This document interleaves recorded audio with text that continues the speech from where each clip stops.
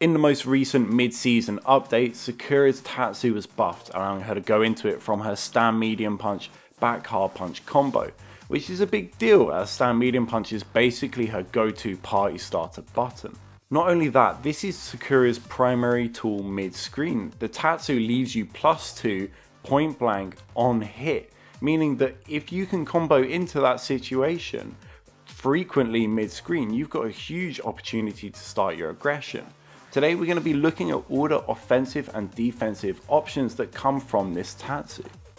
Newer players will often misdiagnose this post-Tatsu mix-up as a 50-50 between hitting another stand medium punch, back hard punch Tatsu, or going into a throw.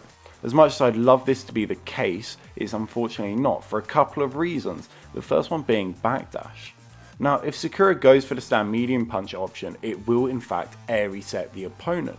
This isn't the biggest issue as she can substitute the stand medium punch for a crouch light punch conversion, but mid screen you won't get the loop back into Tatsu, meaning you'll be forced back into neutral.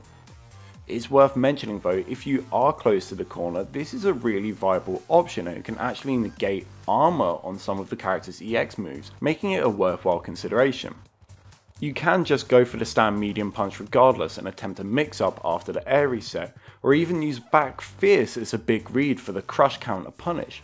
Both of these options are valid but situational. Backdash is also obviously going to beat your throw. Now this is a pretty inconsequential thing mid screen, but in the corner, depending on the character you're against, it can spell a massive change in turns. Sakura's throw width in its entirety is 25 frames. Being +2, that means that any character with a 23 frame backdash will be in neutral with you. But characters such as Kami have 21 frame backdashes, which literally reverses the situation, leaving you vulnerable to a back throw into the corner.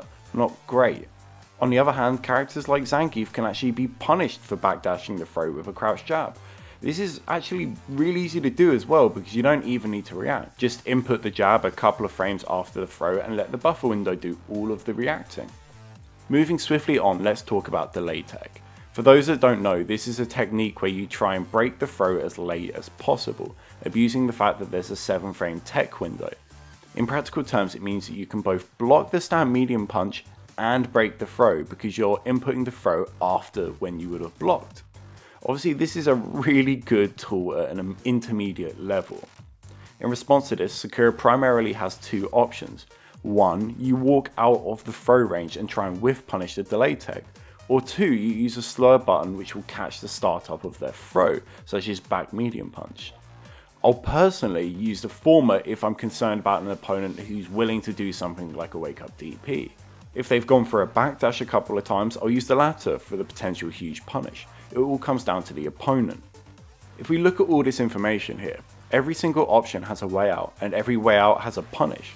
The safest thing you can ever do is go straight into the crouch jab, and versus characters that know the matchup, that's normally where I'll start, and then from there I'll try and get more information on their tendencies and abuse that. There isn't a one size fits all answer in most matchups, but for some like Birdie, where they've got slower buttons and a slower backdash, I'll be able to abuse things like throws much more often. You have to know your own options and know theirs. And all of this is not saying that you should never go for things like stand medium punch, throw 50-50s, well air quotes 50-50s. Most people don't really abuse delay tech that much. Like if you're playing against weaker players, they're not going to be delay teching, they're not going to be knowing when to abuse backdash. When it gets more advanced, that's when you have to apply these sorts of things. Anyway, I hope you all enjoyed and have a great day.